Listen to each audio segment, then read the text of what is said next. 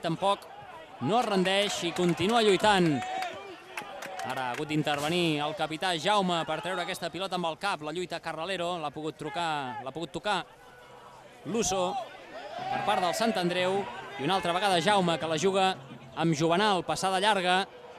No podrà arribar-hi finalment, sí. Joel, que ha fet la centrada, la rematada i el gol!